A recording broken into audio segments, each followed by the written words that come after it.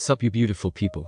Hope you've had a fantastic day. Welcome back to another new episode of What If Naruto Was Shinobi Ashikabi. If you guys enjoyed this what if, comment down below and let me know. And go ahead and check out other what ifs in the channel after watching this video. Don't forget to subscribe and leave a like, and also share this video with your friends. So now let's start this video. Fire. That was the first thing Naruto saw as he walked through the deserted streets of the place that had once been his home. Konohagakure no Sato, the village hidden in the leaves. What had once been a beautiful city with buildings of various shapes, sizes and makes, was now nothing more than a burning pile of rubble.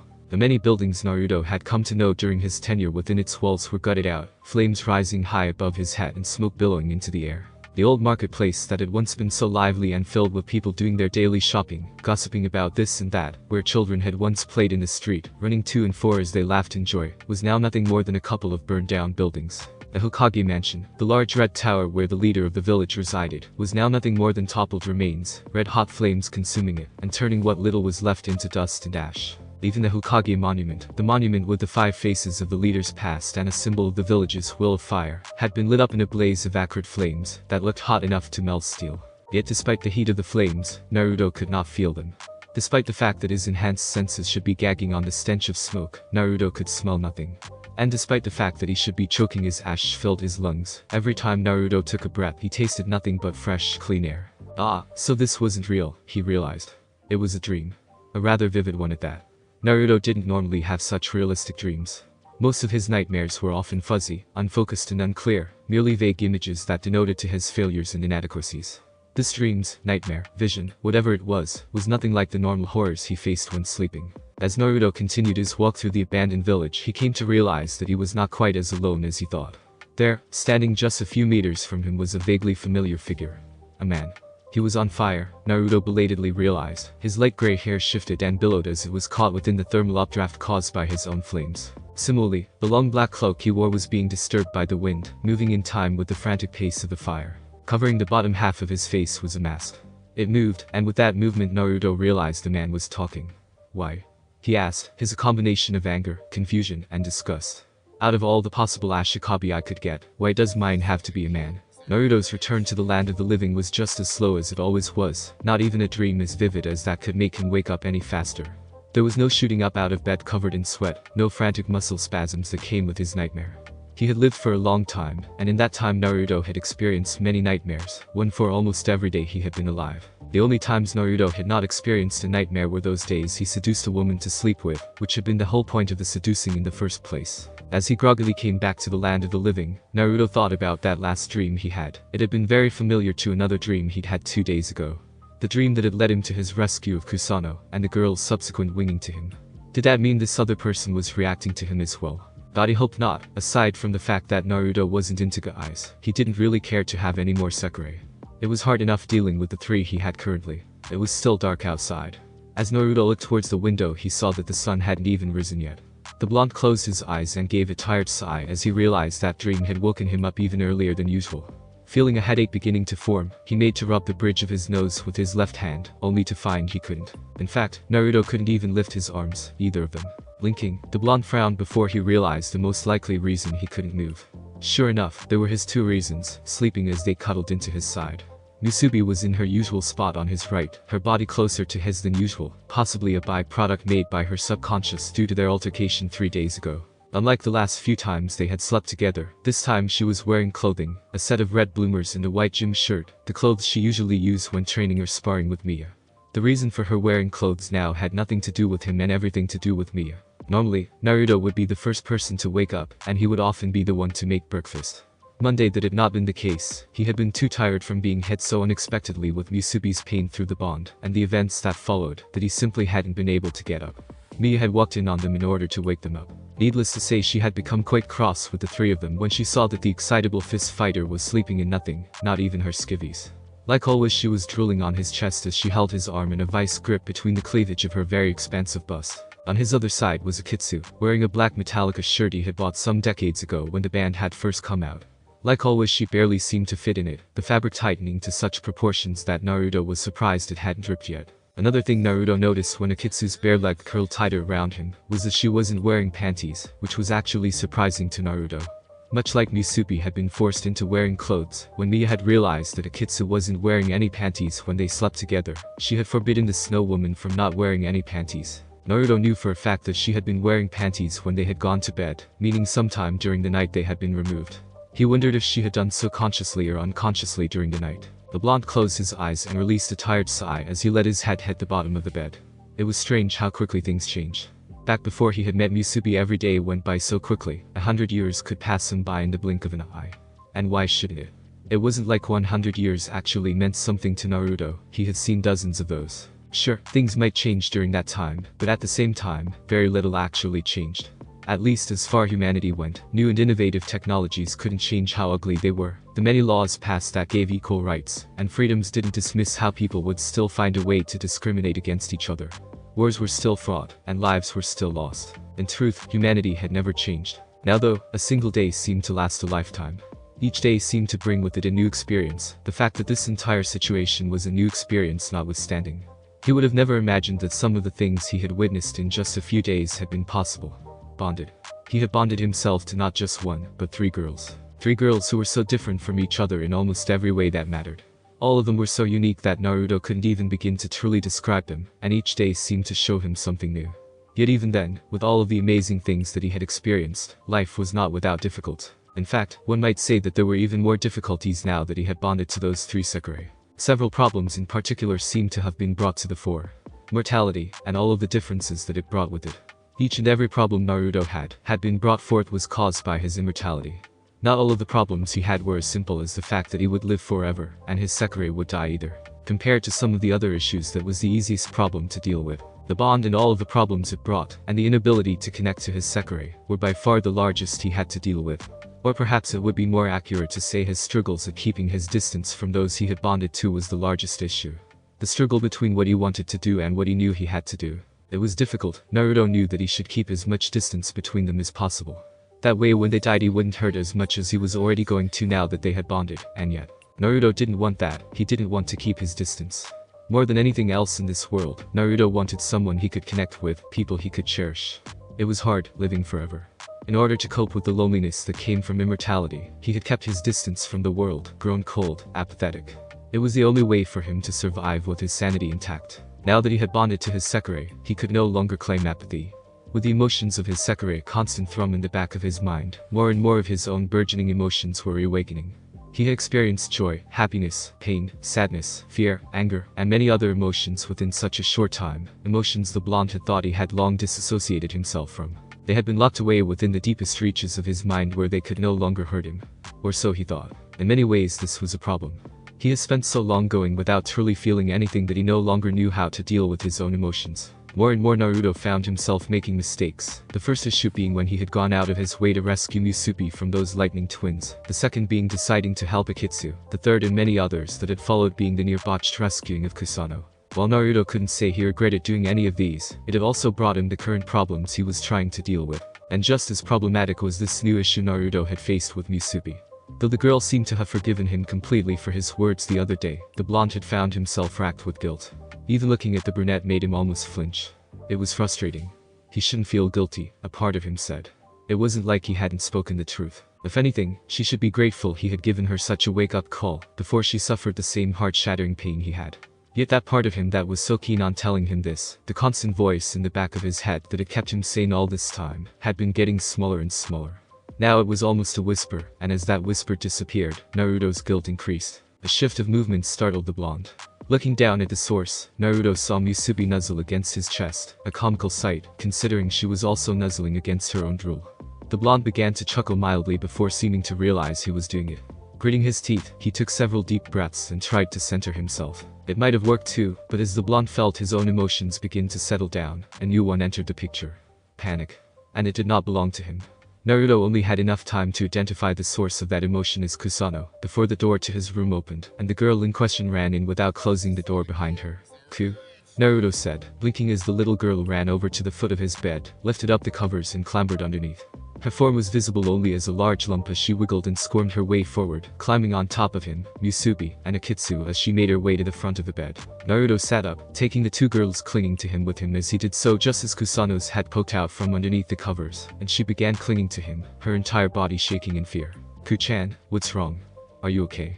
You're not hurt, are you? Naruto asked in a rapid fire of dialogue that most would have trouble following.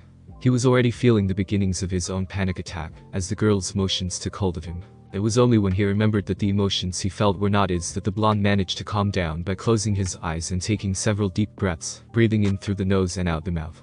It was a testament to how hard he had been working on not letting the emotions given to him through the bond overwhelm him like they had before. Now it only took a few seconds to regain control of himself. When he finished, the blonde opened his eyes and fixed Kusano with a concerned but calm gaze as he pulled the still shivering girl close. The girl didn't resist, and seemed to have been waiting for this sign, because she was quick to bury her face in his chest the moment he acted. On either side of him both Musubi and Akitsu began to stir. Naruto-sama. Musubi blinked tiredly, rubbing her eyes with her left hand as she used her right to push the upper half of her torso up. While she did that, Akitsu also woke up, clearing the gunk out of her eyes, as she tried to figure out what was going on. What's going on? Asked the more excitable of the two, before spotting Kusano. Ah, Ku-chan. What are you doing here? When the green girl just buried her head into Naruto's chest further, the blonde sighed. No, it seems that no matter what time of day it was, he just couldn't get a break. The ghost? Uzume said with an incredulous look on her face as she sat in her usual place across the table from Naruto. Over a little ways at the head of the table sat Mia, calmly eating the traditional Japanese-style breakfast of salmon, steamed rice, and tamegoyaki as she listened in on the conversation with mild amusement. Sitting next to the blonde shinobi himself was Kusano on the left-hand side, still shaking like a leaf and holding on to the blonde as if he was a lifeline, and Musubi on the right. It had been Akitsu, but when Musubi had pouted one day at not getting to sit next to him, Naruto had decided to have the two sit on his right side in shifts. For breakfast, it would be Musubi sitting next to him, Akitsu would get lunch, and the two would switch off every other day for dinner. It was a system that had proven effective enough so far, even though it was only 2 days old. It was the morning after Kusano had crawled into Akitsu's, Musubi's and Naruto's bed, and the blonde had just finished explaining to Mia and Uzume why Kusano had been found sleeping with him instead of Mia. The whole story had not taken that long. Naruto wasn't one for elaboration, at least not in this kind of instance. When writing his stories, the blonde knew how to embellish well, as his book sales can attest to, but when giving what amounted to a report the blonde was notoriously concise and to the point. Well, that explains it, Mia said, her left arm coming up to cover her mouth as she smiled at him. It wasn't hard for the blonde to tell from the silent shaking of her body that landlady of Maison Izumo was on the verge of giggling. For a moment there I thought you had snuck into my room and brought her there yourself. Naruto's right eye gained a violent twitch as he looked at the pleasantly smiling woman. I'm not a lolicon, you know. He told her, crossing his arms over his chest as he gave the lavendretta pout. His response only seemed to incite further amusement from the landlady. Even Uzume began snickering at his misfortune. Thankfully neither Musubi nor Kusano understood the references judging by the way they were tilting their heads in an almost identical fashion and blinking in confusion. At least, Naruto hoped to God they didn't understand. The last thing he needed was Musubi making some innocuous comment that caused the two women currently laughing at him even more of a reason to laugh at his expense. Naruto wasn't quite sure if Akitsu understood, however, even if she did the blonde was sure the snow woman wouldn't say anything. Which was good because he really didn't need to deal with any more people either poking fun of him, or possibly saying something that would cause him no small amount of embarrassment. Though Naruto had to admit there was something nice about the fact that Mia was at ease enough to tease him. The only other person who really did that was Uzume, but when she messed with him, it was usually in the form of witty one-liners and small-time comments about his preference when it comes to the clothing of his sekirei. That, or she just watched the chaos Musubi and Kusano caused build up around him. She seemed particularly fond of watching his life like it was some kind of movie or TV show. In comparison, when Mia teased him it was done with small innocuous comments that Naruto could easily respond to with his own salvo of return fire. There was also the fact that Mia was the only person among all the members of Maison Izumo that Naruto considered as equal. It had nothing to do with the fact that she was the owner of the house and therefore, technically the ruler of the household. It was in the way she carried herself. Perhaps better than anyone else, Naruto was sure Mia knew at least some of what he had experienced. If nothing else, she was the closest living human he knew of who had truly felt a loss so deep that it left a scar that was almost physical. In some ways, that made him feel closer to the purple-haired landlady than the other members of Maison Izumo. There was another reason he enjoyed her presence, however, and it brought him just as much peace as it did guilt. Mia was not bonded to him. He couldn't feel her emotions beyond what he saw through simple observation.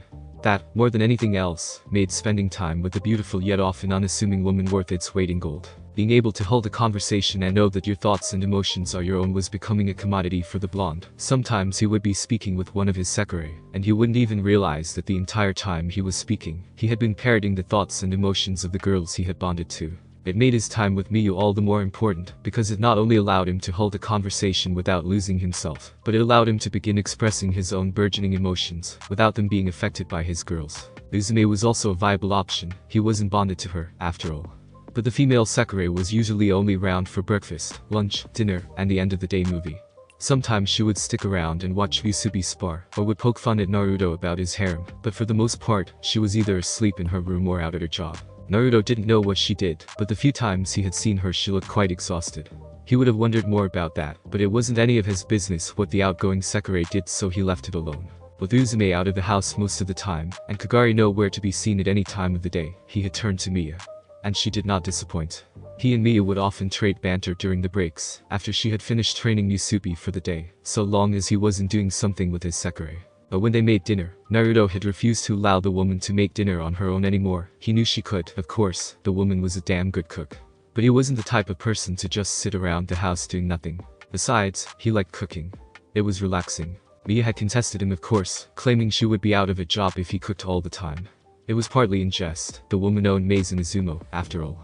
Naruto had simply countered her by saying that someone who did so much work shouldn't be forced to make dinner for everybody. In the end they had decided on a compromise. They would cook meals together on most nights, and on Sundays Naruto would cook by himself, while Miya cooked on Fridays. During the nights they both cooked, the two would often trade barbs back and forth. It was all in jest, of course. Neither of them actually said anything hurtful towards one another, and both enjoyed each other's company. Despite that, sometimes Miya simply ended up saying that caused a proverbial rain cloud to appear over the blonde's head. Like now. Anyways, the blonde continued, conceding the win to Miya as he got back to their original topic. He probably could have thought of something, but wasn't really in the mood for dealing with her. Akitsu-chan, Musubi-chan and I searched the house from top to bottom.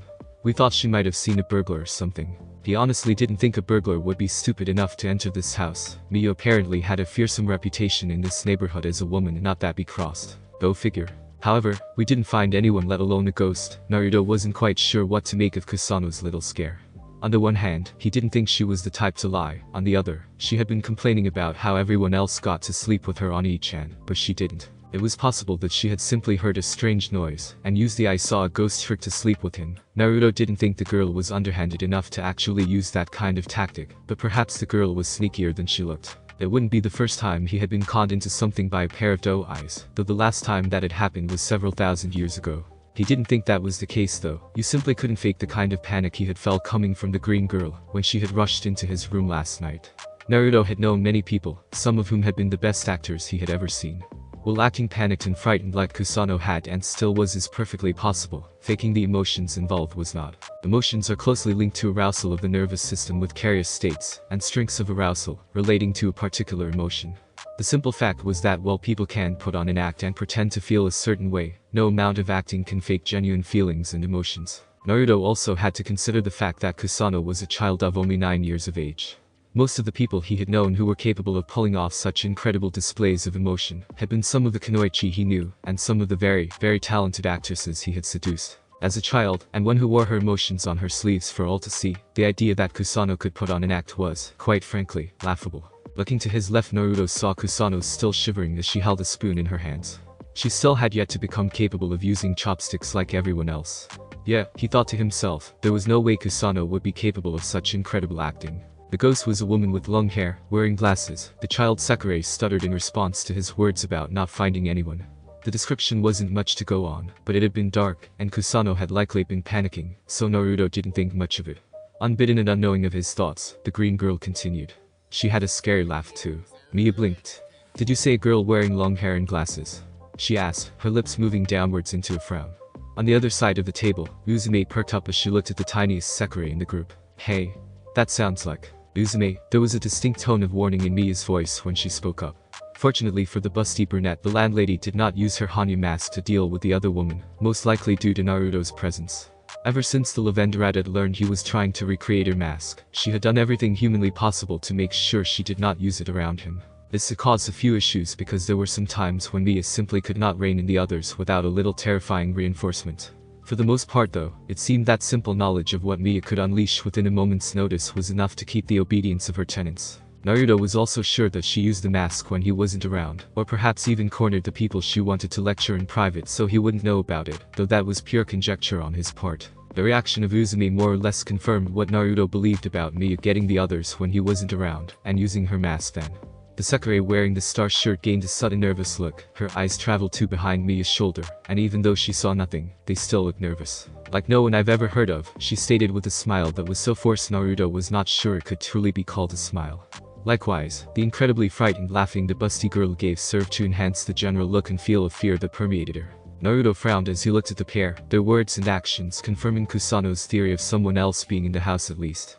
It was obvious these two knew about that extra guest, and while the blonde could not be sure, seeing as Kagari wasn't around to ask at the moment, but he was sure that the fire user knew of the house's hidden tenant as well. Not that Naruto could say for sure that Kagari knew anything, after all, he hadn't seen the guy for more than a few minutes at most, and that had been near the start of his tenure at Maison Izumo. The Eternal Shinobi wasn't quite sure if his theory was true or not, but he had been getting the distinct impression that the fire user was actively going out of his way to avoid him. It wasn't something that he could truly determine without ample proof, but some of the actions the man had been taking made him suspicious. Making sure to never stay for dinner, leaving extremely early in the morning and spending the rest of his time in his room, making some kind of excuse to leave the room whenever the blonde entered. It all added up to the fire user avoiding him, though the reasons for said avoidance were a complete mystery to Naruto. Ifufu, I'm sure that Kuchan was just having a bad dream last night, Mia said with a soft giggle. She hid her smiling lips behind the long fabric of her kimono. It can happen when children stay up later than they usually do, she finished, and Naruto knew what she was referring to. One of the few things that had quickly become a tradition for the house was to watch a movie together. It had started the day after they had gone to the movies when Uzumi had suggested they should do something like that again. Mia had, surprisingly enough, been the first to agree, and once Mia had spoken her piece, Naruto's Sakura couldn't help but add their assent to the plan. Even Akitsu had been rather adamant on another trip to the movie theater. And so, Naruto had capitulated. Not that there had been much of a choice, even if the blonde had the mental fortitude to resist the combined mo of his Sakura, there were many more capable weapons that could work on him. Mia for one. While the woman did not scare him in the slightest, Naruto found his respect for the woman who owned Maison Izumo growing higher by the day. It had nothing to do with the friendly banter that had sprung up between the two, and everything to do with her ability to read the moods of others and respond accordingly. With the sole exception of himself, the Lavenderette had pretty much managed to peg everyone else's personalities within days after meeting them. That took skill. Even more impressive was that she seemed to be capable of multitasking her duties, relegating tasks appropriately, while making sure she did not skimp out on her own work, and taking the time to spend with most of the tenants living under her roof individually as well as together. For him it was sitting out on the porch and drinking tea in silence, or cooking dinner and sharing in friendly banter. For Musubi it was sparring in the courtyard, Kusano it was helping her garden, though Naruto often joined in this activity as well, and for Akitsu it was making quiet conversation. Naruto didn't know what they spoke of, but if the looks Akitsu had given him when she and Mia talked were anything to go by, he had a few good theories to go on. The other problem, and the one that ensured Naruto would cooperate no matter what, was once again the bond. It wasn't just difficult to resist when all three of his girls wanted to do something, and their emotions were shining through the bond so fiercely Naruto often found himself getting swept away like a man on a life raft while caught in a hurricane. It was downright impossible. Even if the blonde had the ability to resist, he was not sure it would have mattered. The fact was when his Sakura wanted something, Naruto would more often than not give in. And so Naruto had given in. Of course, even though he had given in and agreed that they should all go to the movies again, the simple fact was that they couldn't go to the movie theater every night. Well, they could, but aside from the fact that movie theaters only played new and upcoming movies, it was also expensive. Naruto could pay for them all of course, but then the others might wonder where he got all his money from when he never worked. It wouldn't do for Mia to get suspicious and possibly search his room and find his Icha books and manuscripts. She was already suspicious enough of the fact that he had not missed a single payment on rent, despite never going out to work. He had been able to play it off as his long-dead parents being rich and leaving them everything in their will. It also worked in well with his alias as a wonder, but he knew that if he wasn't careful, it wouldn't be long before Miyu or someone else became suspicious of him. With going to the theaters every day out of the question, Naruto had decided on a compromise. The day they had decided to go see more movies and realized they couldn't do so every day, Naruto had gone out and bought a new Blu-ray DVD player and a large flat-screen television, along with several dozen movies of various genres. It had been a bit costly, and he had been forced to once more explain it away to Mia, but he had managed to get out of a potentially dangerous situation, with nothing more than a reprimand not to spend his money so callously. After that, the group had been able to finally see more movies without having to leave the comfort of their own home. They had all agreed to watching a movie each night after dinner in order to spend time together. Even though this new tradition was only 2 days old, movie time was beginning to look more and more like some kind of family gathering, where all the members of Maze and Izumo minus Kagari could relax and spend more time together. Naruto had some mixed feelings about this. He would admit it felt nice to be a part of something like the new tradition of Maze and Izumo. Sitting and relaxing with his Sekirei and the other 2 female members of the household was an enjoyable experience. The fact that every single one of the women, minus Kusano who wasn't old enough to fit into that category, were utterly beautiful made for some nice eye candy as well. But no matter how much fun he was having, that single question that Naruto had since he had first bonded to Musubi and learned of the Sekirei plan, continued to burn in his mind. Just how long would it be until this life of peace and fun disappeared? The rest of breakfast went by fairly normally, not even Kusano clinging to him during the entirety of breakfast, due to her fear of a possible ghost living in the inn was all that different. The clinging, not the fear. In fact, from the very first meeting Kusano had been clinging to Naruto like glue. The only time the girl was not with him was when either one of them were taking a bath, or when it was time for bed. Except for the last night when the girl had snuck into his bed, of course. After breakfast, Naruto found himself cleaning the dishes in the kitchen with his 3 Sekirei. The entire scene was one of controlled chaos, and an act which should have taken Naruto less than half an hour to complete himself, was just now being finished in just a little under 1 hour. Despite the fact that the blonde could have accomplished the same task much faster, he was loath to actually interrupt the activity for reasons he was determined to ignore. They had managed to work out a kind of system between the 4 of them. Kusano would bring the dishes from the living room, carrying them over her head in much the same manner that she had with the clothing she had been putting in the dirty clothes hamper when helping Naruto clean his room. Despite the enthusiasm she was working with now, it had taken a bit of convincing before the green girl had even been willing to leave Naruto's side, due to the whole ghost incident last night. Still, after convincing her to help via Naruto promising to protect her, the small Sekirei had taken to the task with great enthusiasm. Unlike last time where she had put the clothes away, this time whenever Kusano came into the room bearing a plate, a bowl, or some other form of tableware, she would hand it off to Naruto. Being the one who not only had the most experience in the kitchen, Naruto had given himself the task of cleaning the dishes. The water within the sink before him was filled nearly 3/4 of the way full with warm, soapy water that had mass amounts of foam floating upon its surface. The blonde had rolled up the sleeves of his long-sleeve orange shirt and was wearing a pair of orange rubber gloves.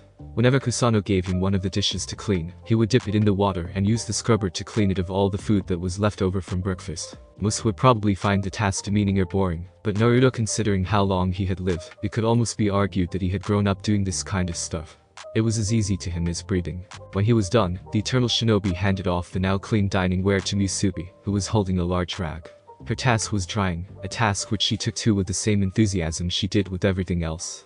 The girl was humming a small tune, one Naruto recognized from the movie they had watched yesterday, 101 Dalmatians. One amusing fact he had noticed about the girl was that despite the task she was doing, Musubi was still wearing her combat gloves. The final member of the 3.5-person cleaning crew was Akitsu.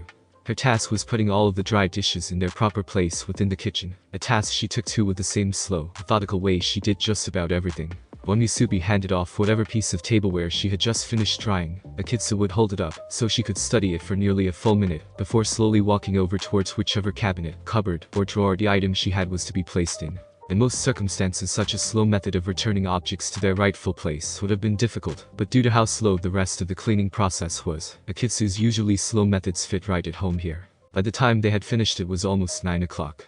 Naruto yawned a bit as he stretched his hands above his head and listened in quiet satisfaction as his vertebrae popped deliciously. Well, he started, bringing his hands back down to his side. Now that that's done, I think I'm going to enjoy a nice hot bath. A bath? Musubi said, blinking for a second and tilting her head to the side, before an excited look took to her face. Can I join you, Naruto-sama? Would you like me to wash your back? She asked, practically bouncing in place as she no doubt thought about the last time they had taken a bath together. It had also been the only time they had taken a bath together. Naruto had refused to bath with any of his Sekirei after that, even though a part of him had felt guilty, another knew this was for the best. He needed to keep as much distance between himself and the 3 girls he had bonded to as possible. It was too late to do anything about the bonds now, and it was too late to take back Naruto's moment of weakness, back when he hadn't realized just how powerful this bond truly was, that had led to him and Musubi taking a bath together, but that didn't mean he couldn't start now. Not this time, Musubi-chan, Naruto said with a small shake of his head. A wry smile formed on his face as the fist fighter pouted. Besides, didn't you three already take a bath this morning after your spar with Mia? He asked, well aware that his first Sekirei had once again received some tutelage under the powerful swordswoman disguised as a landlady. The large lumps on her head from where Mia had hit her were proof enough. Oh, you're right, Misubi's voice actually sounded surprised, and Naruto didn't doubt that she was. He had been coming to the understanding that his first Sekirei, aside from being a scatterbrain, tended to forget a lot of things when it came to anything involving him, combat, or love. The girl's tendency to hyper-focus on those three subjects, while admirable, increased the already impressive forgetfulness she possessed. Honestly, Naruto was almost surprised that she had yet to inform one of the other residents about his powers of replication, though she could have forgotten about that incident as well. I forgot all about that, she continued, knuckling her head and poking her tongue out between her lips. My bad. I kinda figured as much, Naruto said in a dry tone. At the sound of her voice, everyone in the kitchen turned to look at Akitsu. His eyes were focused on Naruto's. Before she looked away, a light blush staining her cheeks. I wanted to wash Ashikabi-sama's back too, she admitted, looking down at the floor with a slightly downtrodden expression. Naruto had to bite his lip to keep from acquiescing to her demands. While it was difficult not to give in when Musubi asked him to do something, it wasn't impossible. A part of the reason for this, Naruto thought, was because so long as he gave an explanation of some kind, the excitable fist fighter was perfectly happy with whatever decision he made. In stark contrast, when it came to Akitsu, denying her anything was damn near impossible. Naruto thought it was because of her personality. She was so submissive and unobtrusive, she would do anything he asked without hesitation and without question. In short, she reminded him of Haku, the boy who had been both the first real enemy he'd ever had, and also given him the most important lesson he could ever have, a lesson that would become his motto later on in life. It was that resemblance more than anything that made resisting Akitsu hard if not impossible. Naruto had to work his mouth for a few seconds as he ran through a quick meditation exercise to control his feelings and desires, before he became capable of giving an answer. Sorry, he apologized. I was actually just going to take a really quick rinse, so it would be a waste for you guys to join me. Akitsu looked up at him, her head tilted to the side. I see, she nodded, seemingly to herself. Right so Naruto trailed off for a moment and frowned. One wouldn't think saying see you later would be so hard, especially considering he would see them again as soon as he finished bathing. So I'll see you guys in a little bit, okay? Have a nice bath, Naruto-sama. Musubi replied to his words, waving with both hands. Beside her Kusano was mimicking the older Sekirei as she watched the blonde with a smile on her face. Well, Naruto noted that while the whole process of cleaning the dishes had taken away all of the fear his littlest Sekirei had been experiencing, that was a good enough reason to take the extra half an hour cleaning the dishes as far as Naruto was concerned. Right, the blonde murmured, lifting his left hand in a brief wave as he turned around and walked out of the kitchen, the living room, and into the hallway. The moment Naruto stepped into the wooden tiled hall, he almost ran into Kagari, who had been walking to the entrance from his room. It was only thanks to the two of them halting in their tracks that they avoided a head-on collision. Hey, Kagari-san, Naruto greeted the only other male in the house with the same casualness that often came from the current playboy himself. I haven't seen you in a while. It was a complete understatement. The man had avoided him like the plague ever since their rescue of Kusano in the forest of her own creation. Naruto wasn't sure what this guy's problem with him was, but as always the blonde was able to put it out of his mind. It wasn't any of his business what Kagari's issues were, and if the man wanted to keep away from him, then so long as he did nothing to affect Naruto or his Sekirei, the blonde could acquiesce to the white-haired male's request. I'm sorry, Kagari started, his left hand twitching almost violently. His arm moved up for but a moment, before it moved back down. Naruto thought it was a conscious effort on Kagari's part not to scratch his chest, a habit he had noticed the fire user do when they had rescued Kusano. He also took note of the way Kagari's cheeks began to flush red, and his breathing picked up. I've been really busy so I haven't had much time to stick around and relax, the man spoke in between breaths of air. Naruto frowned. Work? You look like you shouldn't even be out of your room, he stated, looking the other male up and down. Seriously Kagari-san, you look like shit. Are you sure you're feeling alright? Maybe you should call in or something and get some more rest. Even as he made the suggestion, Naruto tried to find a reason for the man's strange behavior. It could have been exhaustion. Naruto knew that aside from working at a host club, Kagari was also the guardian of unwinged Sekireis. While the blonde had no clue how many Sekireis there were, it still sounded like a full-time job, especially if the master of Yomi was the standard when it came to Shikabis. However, the blonde ruled that out almost immediately. If it were just exhaustion the man suffered from, then a good full 8 to 10 hours of sleep should cure that problem easily. Then again, Naruto was partially basing his theory off of a shinobi's physiology. Perhaps Sekirei had more in common with the average humans than he had originally thought. Could Kagari be sick? It was possible. Naruto still knew next to nothing of a Sakurai's internal structure and organs. He had assumed that if MBI had somehow made them stronger, then they would have gone all out and given them an incredible immune system that was capable of destroying and breaking down all forms of illness and poison. But if the fire user was sick, then perhaps that was not the case. Of course, being a creature of fire, Naruto also had to wonder if Kagari would be able to get sick regardless. Well, the blonde couldn't be sure. He was almost positive that the guardian of unwinged Sakurai ran an abnormally high temperature thanks to his elemental nature. If that were the case though, then any form of disease of illness on Earth would simply burn out of his system before it could infect him, and the same went with almost all types of poison. So if that was not the case, then what was? I'm fine. The blonde was brought out of his reverie by the sound of Kagari's voice. You don't need to concern yourself with me. He looked over at the only other male at Maze and Izumo to see the fire user make to walk past him, only to take a stumble a second later and fall to his knees. Hey. Naruto was actually beginning to feel the stirrings of worry. The blonde took a step forward to see if the fire user was alright when he hesitated in his steps. Why did he care about this man? They had rarely ever spoken to each other before now. In fact, the only time they'd had any lengthy conversation had been back in the Arboretum, and that had only been about Kusano, and the few questions the fire user had asked afterwards when he saw that Naruto had defeated Yomi. They knew nothing about each other, nothing serious anyways. Naruto knew that Kagari was Hamuura, or perhaps it was Hamuura that was Kagari. The semantics weren't much of an issue to someone like him, who had lived under numerous identities in his life. The fact was he knew that Kagari was the guardian Sakurai, and had the ability to manipulate fire, but other than that the only thing Naruto knew about the man was that he worked at a host club. Naruto was likely even more of a mystery to Kagari. This was done on purpose, of course.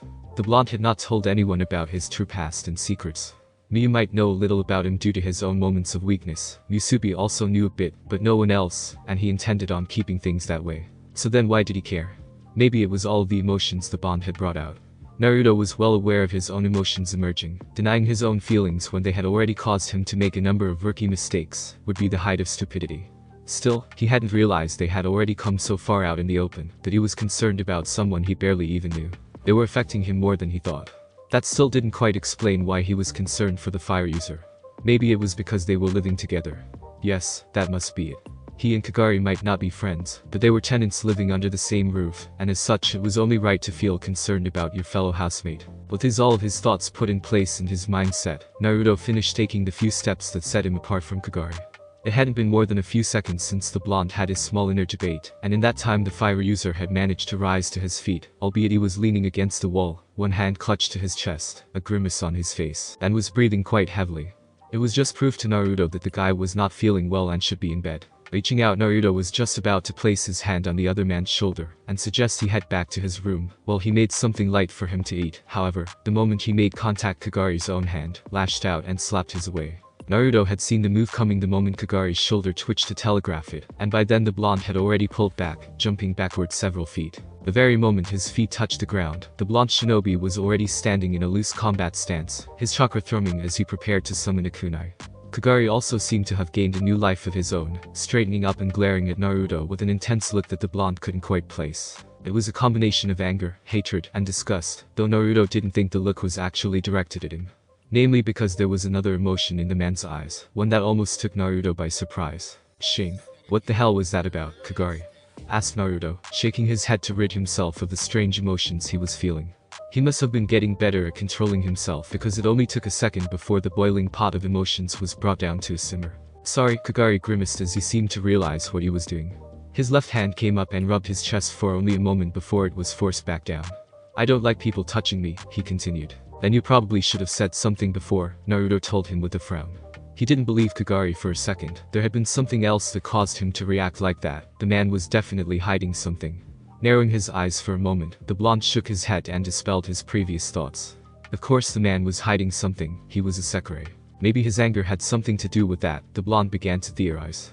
Perhaps Sakurai only liked it when their Shikabus touched them. No, Naruto frowned as he realized something. If that were the case, then Musubi would never allow Miyu to touch her. He would have made a theory that it might be because they're both females, but then, he and Kagari were both males, so that couldn't be it. Then again, perhaps that could be why. Maybe Sakurai males were more aggressive than the females. It was possible, he supposed. Though that theory still left a lot of unanswered questions. Like, why he was reacting so badly to Naruto when he wasn't even a Sakurai. If this was some kind of territorial dispute, then he could see why Kagari might be reacting like this. There were a lot of species of animals that were very territorial, perhaps Sakurai were like that. Maybe whatever MBI had done to them had brought out humanity's dormant animal instincts. Maybe Kagari felt another alpha was encroaching on his territory. No, that couldn't be it either. Naruto wasn't a Sekirei, and therefore there was no need to get territorial. It wasn't like he could steal away the man's potential mate or whatever it was that an Ashikabi was to a Sekirei, which was really one of the only reasons most males got territorial in the first place. So then what was it? Ugh, the blonde shook his head as he realized he was overthinking things again. What did he care if Kagari was feeling territorial? Naruto wasn't a Sekirei, and therefore it wasn't any of his business. I'm sorry, Kagari apologized, and it seemed to take quite a bit of effort to get that much out. Was the fire user really that upset with him that he sounded like he was choking on his own words? I'll try to be more considerate in the future. Straightening out, the guardian of unwinged Sekirei seemed to gain his second wind and began walking past Naruto, making sure not to even so much as brush against the blonde, even in his haste to leave. Now, you'll excuse me, I really must be going. Naruto frowned as he watched Kagari head over to the entrance of the house, pull on his shoes, and leave. He thought about going after the man, stopping him, and forcing him back into his room. The blonde was sure Mia would not like it when she saw Kagari come home looking like the Walking Dead he was sure to be a few hours from now. But after thinking it over decided not to.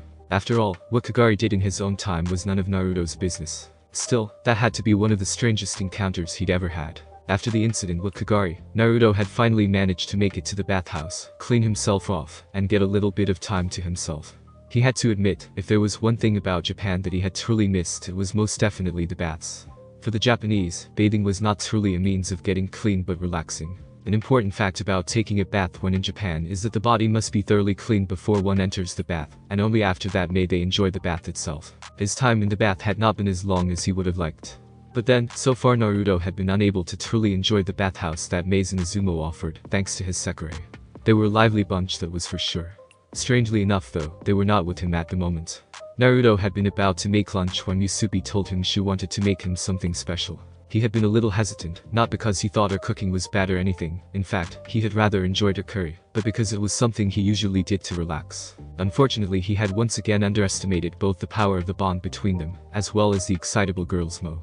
When Naruto had been faced with the combination of the girl's almost extreme desire to make him something, and a look that somehow managed to combine both raw sex appeal and innocence, the blonde immortal had found himself completely unable to do anything than give in. The fact that all three of his Sekirei had ganged up on him only made it that much more impossible for him to resist. At the moment though, they weren't cooking. When Uzume had heard that they had decided to cook, she had told them that they needed something special to wear before going to the kitchen. The bussy Sekirei in the star shirt had then taken his three Sekirei up to her room, where they had been locked in for the past 10 minutes. Naruto didn't quite know what they were doing, but he was fine with that.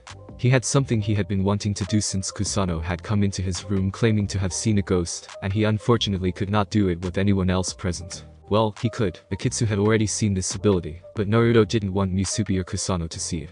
One of them was unable to keep a secret. She had already proven that by coming close to revealing his shadow clone several times before Naruto managed to stop her. Nowadays he kept his eyes on Musubi just to make in case her mouth ended up getting the best of her again. Kusano had yet to be proven untrustworthy, but then again she was also a child.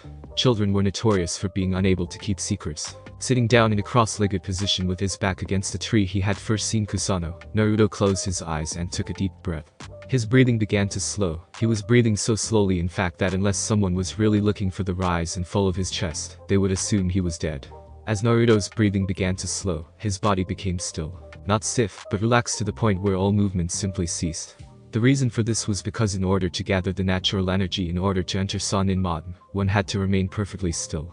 This was because the natural energy of the world was highly unstable and not meant to be used by humans, so in order for a human to gather the natural energy they had to harmonize themselves with the world around them, to become at peace and one with nature. It was a feat that very few could actually accomplish, and should one fail to properly gather the natural chakra they risked turning into a toad statue. To date, only 3 people had ever managed to earn the title of Sannin, or sage. Naruto was one of those people. More than that, he was what one could call a true master of senjutsu. Becoming one with nature was one of the few things in this world that had kept the blonde sane during those long years of loneliness. More than his hobbies, more than the sex, it was his harmonizing with nature that brought him the closest he could now come to feeling at peace with himself. Due to his constant gathering of senjutsu and harmonizing with nature, it only took him exactly 1 second to gather enough natural chakra to enter Sannin Mountain. As Naruto let the natural energy begin to flow through him, the blonde could already feel the changes taking place within him.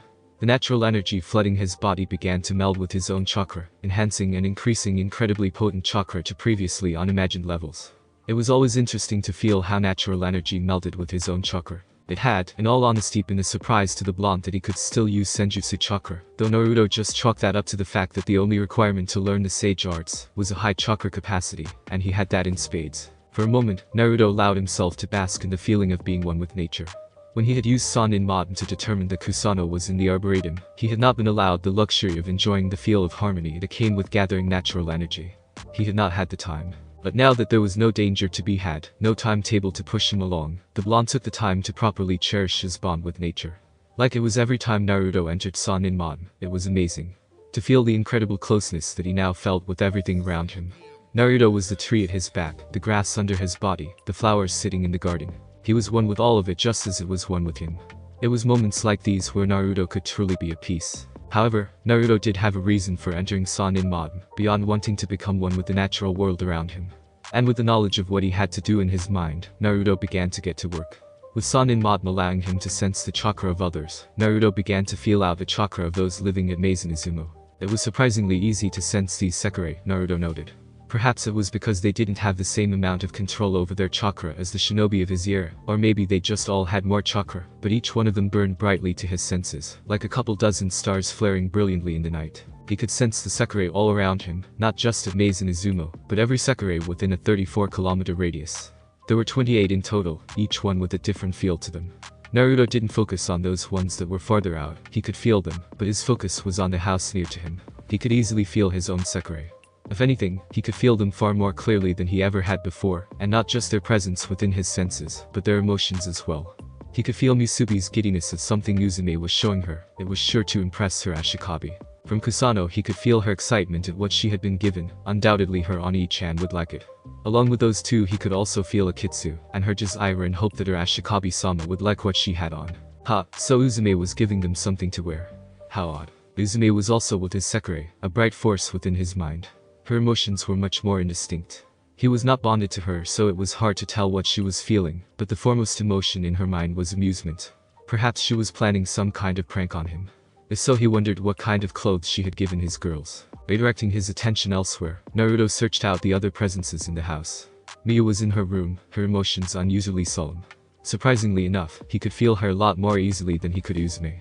The first thing he noted was that she was strong, ridiculously so in fact. During the 4th Great Shinobi War, Naruto had fought with monsters, people who were so powerful they could barely be considered human.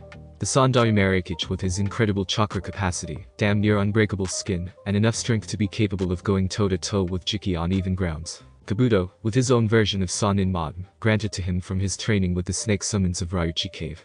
The Kinjin Kimdai and their incredible chakra capacity, ability to use some of Kurama's chakra, and the treasured tools of the Rikido Sanin, Binehisago and Kahaku no Johai. Sasuke and his potent chakra and powerful Mangekyou abilities, Tobi and his strange Chikiken ninjutsu, and many, many others. He has seen and fought all manner of powerhouses, each with their own unique abilities that made them deadly in battle. Miya's power was enough to rival the one person Naruto had not been able to beat on his own. Uchiha Madara had been on another level from all of the others that the blonde had ever fought. His chakra was more powerful than anything he had ever felt in another living being. His Mangekyou abilities were unreal. His skills and ninjutsu were on a level that no one else could have ever hoped to achieve. The man had been power incarnate, and when combined with his Rinnegan and the abilities of Senju Hashirama, Naruto had been out of his league. It had only been with the help of Killer Bee that he had managed to not only survive that encounter, but also permanently seal the man within a powerful Fuinjutsu of Naruto's own make. The fact that Miya actually had that much raw power to her was not just incredible, but also incredibly terrifying. Naruto still had more power than she did, but that was more a stint of his curse than due to his own natural chakra capacity. Still, just because the woman was crazy powerful didn't mean anything. If nothing else, Naruto could rest secured in the knowledge that she was his friend, and wouldn't try to hurt his Sekirei. Naruto soon brought his attention elsewhere, not wanting to intrude on the woman any more than he already had. For some reason, sensing her through his senjutsu like that made him feel dirty, like he had intruded on something private. Finally, the blonde's attention moved towards where it had been going to from the start. The last resident of Maison Izumo and, if his theory was correct, Kusano's ghost. The last person he could feel was definitely a Sekirei, a woman if he was judging the feel of her power right. She had a much odder feel to her power than the others. It was a little weaker than the other Sekirei in Maison Izumo, and it felt less alive. No, maybe not so much less alive as it felt partly mechanical. Naruto couldn't quite figure out why her power felt like it was part machine, especially since he couldn't actually feel machines through senjutsu. But every time the blonde tried to come up with something, that was the only word he could think of to describe the feel of her power. Shaking his head, Naruto began to confirm all of the facts he had now managed to confirm by finding Meizen Izumo's hidden residence. 1. There was another person who was living with them and they were in hiding. Naruto wasn't sure why they were hiding, but considering he hadn't seen hide nor hair of them despite having lived at the boarding house for several days, the woman's need to hide must have been caused by something big. Not that he cared, it was none of his business after all. 2. Miya and Uzume, and most likely Kagari as well, knew this person was living with them. This didn't bother Naruto much, they obviously had their reasons for harboring the woman, just as they had their reasons for not telling him and the others. 3. That meant they were participating in keeping the woman's existence a secret. And 4. Whoever this person was a Sekirei. Now he just had to decide what he should do about this new knowledge. He could just ignore it, of course. Miya was obviously keeping the Sekirei's presence hidden for a reason, and there were many possible reasons that Naruto could think up off the top of his head, anything from being on the run from MBI, to being potentially dangerous to herself or those around her. If that were the case, then perhaps leaving the girl alone would be the best option. Naruto did not feel comfortable knowing that there was someone else hidden within Meizen Izumo, however, and so the first option was unusable as far as he was concerned. That meant he could either go with option 2 or option 3. Option 2 involved talking to Miya and asking her about it, a possible option, but one that came with its own problems. For one thing, if Naruto told the landlady that he knew there was another Sekirei hidden in a room somewhere, not only would he have to explain why he was snooping around, he would also have to tell the woman about his ability to sense Sekirei. That meant option 2 was also out. Naruto had every intention of keeping his powers and abilities as much of a secret as possible for as long as possible, which hopefully meant he would never have to reveal them. That left the last option, confronting the person hiding in the boarding house on his own. This was the choice Naruto was leaning towards the most. Maybe Misubi's excitability was affecting him more than he thought, or maybe he was just growing less cautious as more and more of his emotions came to the fore. Back before the 4th grade Shinobi War, the blonde had never been one for caution and planning. He had been a man of action, a point him at the enemy, and let him go kind of guy. In many ways, he had been a lot like Misubi.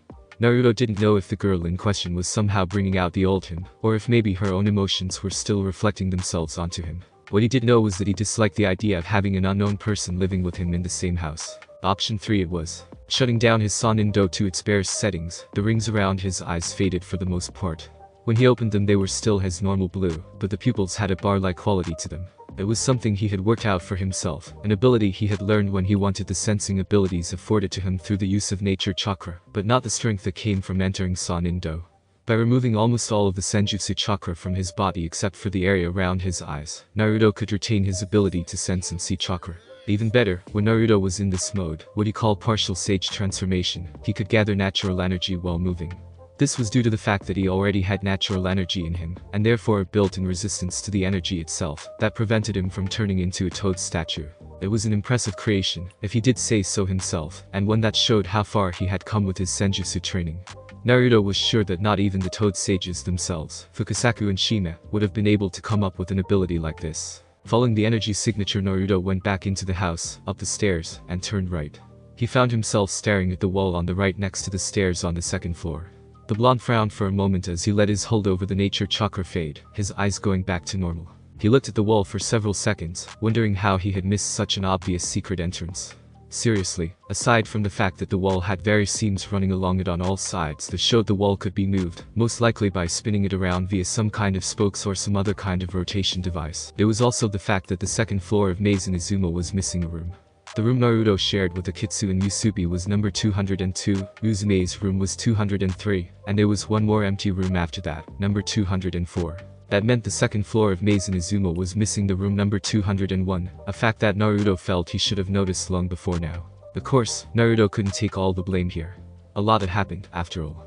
With so much having happened in such a short time, it was a wonder the blonde's skills of observation had been able to make as many connections as they had in regards to the other residents, particularly with Miya as it is. It wasn't like Naruto had been given the time to truly think about why Meizen Izumo seemed to be missing a room. Still, he felt that this was something he should have noticed right from the onset. A missing room was such an obvious clue that there was more going on than meets the eye that Naruto should have at least questioned the fact that there was no room number 201. It was another rookie mistake, and it made Naruto realize just how badly his own skills had deteriorated. Truthfully, it made him worried. If he could make such an obvious mistake, then what else had he missed? And not just in regards to Mazen Izumo and the Sekirei plan, but everything else in his life as well. With a small frown and a shake of his head, Naruto dispelled those thoughts. There was nothing he could do about those other issues right now. However, there was something he could do to correct the current one now facing him. Placing one of his hands on the left side of the wall, Naruto pushed. Much like he had expected, there was some kind of spoke, or perhaps a rod, that had simply been placed in the middle of the wall, that allowed for rotational traction. In either case, the wall was quick to yield to his push, rotating around the center, so that the left side where his hand had been providing the force, moved inwards, while the right moved out towards him.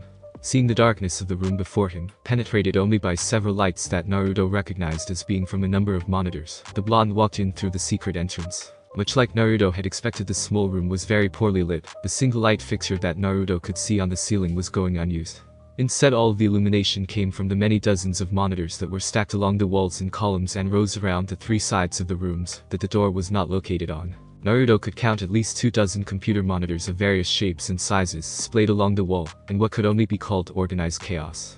Despite the fact that the monitors looked like they had just been thrown together with no regards to aesthetics, the blonde could tell that there was actually a purpose to their placement. Interspersed among the monitors, Naruto recognized box-like modems and hard drives, all of which he recognized as belonging to some of the more advanced computer systems in the world. The very little amount of floor space available in the room was being covered by a lumpy futon, which had empty packages of snack food and cans from what Naruto recognized as energy drinks. In short, the entire room looked like a hacker's paradise. Sitting at the far end of the room, next to one of the larger monitors, was a woman. Much like all of the other Sekirei he had met, this one was quite beautiful. She looked to be in her early to mid-20s, dressed all in white. Her outfit was some kind of long dress with a higher than normal neckline. It was bare at the shoulders, and slid up the sides nearly to her hips, with a small diamond-shaped gap at the top of her breasts, to expose just a hint of her cleavage. She had two sleeve-like additions that apparently attached to her dress underneath her armpits, and hung low over her hands. She had dull auburn hair that fell low down her back, and was framed on either side by a pair of plates that she had thrown over her shoulders, and her eyes were concealed by a pair of large round glasses that hid a pair of dark red eyes. She looked surprised, her mouth open in shock as the upper half of her body turned to face him.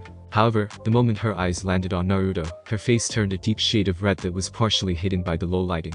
"Wow, this is an interesting place you have here," Naruto commented lightly, no sign of stress in his voice or on his face. It was a carefully constructed mask that he had perfect when he was not feeling quite as calm as he wished, and right now, the blonde was downright unnerved. Looking at the various monitors scattered around the room, Naruto saw that many of them were showing images of the various areas of the house, including the tree where he had been sitting just moments prior. Just how long has she been spying on him? Was she some kind of spy? Or perhaps a double agent or something? No, if she were a double agent, then she would have revealed herself to him and tried to ingratiate herself with him. He could also rule out her being a spy. Miyu would never let a spy into her house. Unless, of course, she was a spy working for Miyu herself. But if that were the case, then the woman before him would not be spying on the tenants of the house, would she? Well, maybe she would spy on him. He knew that Miyu was curious about him. It wasn't obvious to anyone but him, but part of the reason the landlady spent so much time with him was because she wanted to learn more about him. While Naruto was able to avoid giving anything truly incriminating away, he had allowed more to slip out than he initially intended, especially after that night Sayo had shown up at Mazen Izumo. Since then, the woman had made it a bit more obvious that she was curious about him. Perhaps his refusal to reveal his own secrets had made her ask this woman to see what she could find out about him. However, even as Naruto thought that he noticed another monitor that showed Miyu sitting seized on the floor in front of a shrine, her head bowed as smoke from the incense she was burning drifted lazily in the air in front of her, and immediately rolled the thought of the landlady having this Sekirei spying on him out. She would never allow someone to spy on her, so it was unlikely she even knew what this woman was doing. "You know, it's rude to be spying on people, especially when you're living with them," he told the woman. His breathing had begun to pick up. She was taking deep breaths, her shoulders visibly heaving even in the low lighting. Naruto frowned as he noticed that, but put it out of his mind for the moment. He took another step forward. "So may I know the name of the Sekirei that's been spying on me?" he asked. Said Sekirei blinked, her expression managing to convey surprise, even as the pace of her breathing began to increase. "Metsu," she rasped out, sounding like she had run a marathon in 100-degree heat. The flush on her cheeks were beginning to get brighter, the redness actually glowing within the barely illuminated room. "Well, Metsu," Naruto began as he took another step forward. He was on a roll now, his mind determining the quickest way to get the information he wanted from her, which was why she was spying on him. There were a number of interrogation techniques he could use, anything from mental and physical torture to seduction and psychological word games. Since the person he was interrogating was a Sekirei, he had decided to go with psychological word games. He would have gone with seduction, but wasn't sure it would work on a Sekirei. I suppose since you were so kind as to give me your name, it's only right I give you mine. I'm Uzumaki Naruto, the woman interrupted as she turned to him. She was using her arms to hold the upper half of her body up, but they were trembling so badly they looked like they might give out at any moment. Age? 18. Height? 195 centimeters. Weight? 91 kilograms. Build? Lean, athletic. Hair color? Blonde. Eyes? Blue. Sekirei, he's winged. Number 88, Musubi. Number 07, Akitsu, the so-called scrap number, and number 108, Kusano. Has only been in Shinto-Tito for exactly 9 days, but has already winged 3 Sekirei, and has earned the title of Miracle Worker, due to his winging of former scrap number, Akitsu. On top of that, very little is known about Naruto, other than that he is a wanderer who has visited a number of different countries within the past several years. Naruto's hand twitched, almost summoning a kunai into it. If he had been wary about this girl before, now he was downright paranoid. Well, most of that information would have been easy for her to obtain, since she had apparently been spying on him for some time. Some of that was not. As far as he knew, there had been no mention of Akitsu being a former scrap number during any of the conversations he'd had in Maison Izumo. Which meant she had been doing far more than just spying on him while he was at Maison Izumo. The only good thing Naruto could determine from this was that Matsu had said he was a complete mystery, meaning whatever information she had managed to gather, she had only been able to find the information he himself had spread for others to follow. That was good. It meant that the people under his, employ were doing their job and eliminating any and all information and images that could be found on him that he didn't want. Still, it was almost negligible when compared to the fact that this Sekirei had been spying on him for so long. During the woman's recounting of all the information she had on him, Matsu had begun to crawl forward on her hands and knees, stopping when she was just barely a foot in front of him. Her eyes never left his as she tilted her head and looked up at him, and it was now, when she was this close to him, that Naruto realized there was something wrong with her. No, not something wrong with her, something familiar. He had seen this kind of reaction before, in Musubi just before he winged her. And it was in that moment of realization that Naruto noticed everything else about her, that he had been too focused on acquiring his information to notice before. The way her cheeks flared brilliantly within the darkened chamber as she looked at him. Her half-lidded eyes hidden underneath the fringe of her bangs and behind those round spectacles. That seductive way she was sitting, leaning forward on her hands and knees with her arms pushing her cleavage together. The scent of her arousal filling his nose, a heady scent that made Naruto's head spin. It wasn't long after taking in these observations that his eyes widened in realization. In other words, a very mysterious person, Matsu continued as Naruto took a cautious step back. As she spoke, her left hand came up to press her palm against her breast, right above her head. You, who are a complete mystery to everyone, is the Ashikabi of this Sekirei, number 02, Matsu. She crawled forward another step, and Naruto took another step back. Now, she said, her eyes taking on a gleam that was actually beginning to unnerve the blonde. Please calm this hot body with your thick, hot DNA. Finally, she pounced. Thanks for listening. I do hope you enjoyed. If you want the next part of this video, like, subscribe and comment down below, and turn on the bell notification. And also check out other videos that I have created and enjoy. See you in the next video. Peace.